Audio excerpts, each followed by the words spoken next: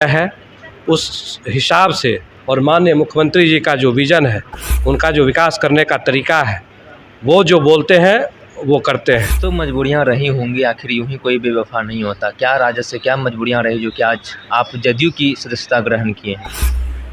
मजबूरी यही है कि वहाँ लोगों को जो मान सम्मान मिलना चाहिए वो नहीं मिल पाता है। मान सम्मान का मतलब ये नहीं होता है कि टिकट ही होता है।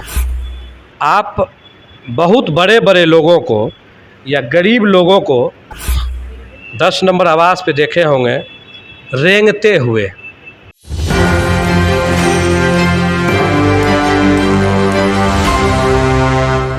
नमस्कार, मेरा नाम सदन और देख रहे हैं न्यूज़ 24 और हम इस वक्त जदयू के प्रदेश कार्यालय में मौजूद हैं। आज यहाँ मिलन समारोह का आयोजन किया गया था। ऐसे में राजद के पूर्व विधायक चंदन कुमार राम हैं हमारे साथ, जो आज जदयू के सदस्यता ग्रहण किए हैं। ऐसे में आज आप जदयू के सदस्यता ग्रहण किए, ऐसा क्यों हुआ राजद छोड़कर जदयू में?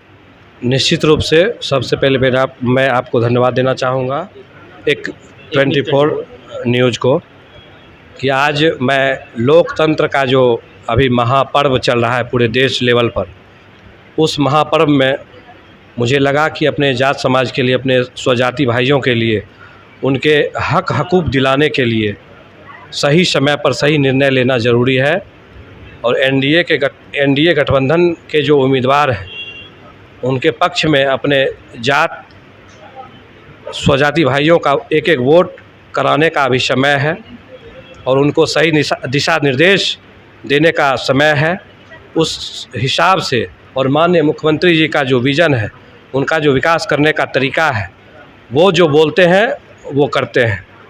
तो उसको देखते हुए मैं सही समय पर सही टाइम पर निर्णय लेने का काम किया हूँ।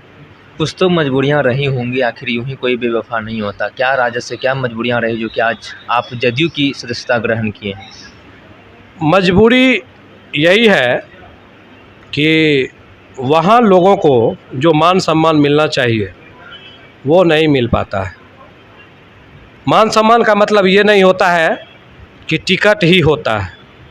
आप बहुत बड़े बड़े लोगों को या गरीब लोगों को 10 नंबर आवास पे देखे होंगे रेंगते हुए किसी को सही समय पर ना भेंट होता है, ना बातचीत हो पाती है। किसी को कहीं अगर फ़ोन करवाने की ज़रूरत है, डॉक्टर से संबंधित हो या कोई गरीब गुरबा का घर गुजर गया है, किसी का खेत किसी प्रकार से अतिक्रमण हो गया है, उस परिस्थिति में भी अगर लोग वहाँ जाते हैं मिलने के लिए, वहाँ जाते हैं लोग दुख सुनाने के लिए, तो वहाँ सही टाइम पर आपको सही समय पर कभी नहीं गेट खुलेगा। चाहे विधायक हो या जिला अध्यक्ष हो, कार्यकर्ता हो, जनता हो, कोई भी हो, तो उस परिस्थिति में आप समझ सकते हैं कि जनता का क्या काम होता होगा और क्या काम होगा या हम क्या काम वहाँ करा सकते हैं।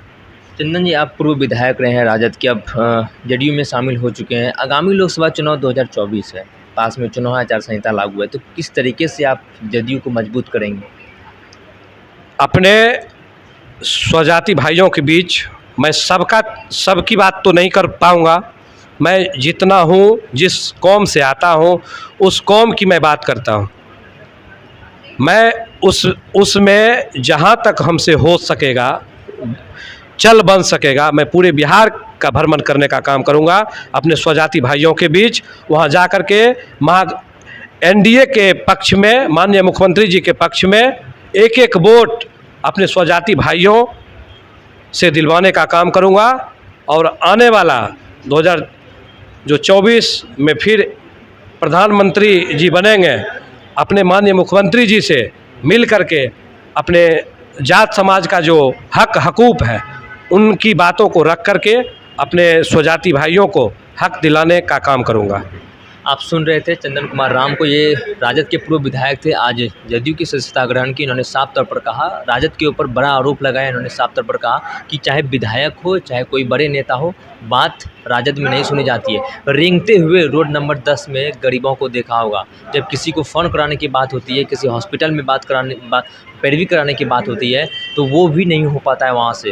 जो आज जो मुख्यमंत्री नीतीश कुमार ने जो प्रदेश के लिए जो काम किया है, यहाँ सबकी बात सुनी जाती है, इसलिए हम आज जदयू की सदस्यता ग्रहण किया है। बहरहाल इस क्रम में इतना ही। आगे के अपडेट के लिए बने रहिए न्यूज़ 24 पर। मेरे सहयोगी पिंटू के साथ मैं सदन जी, पटना।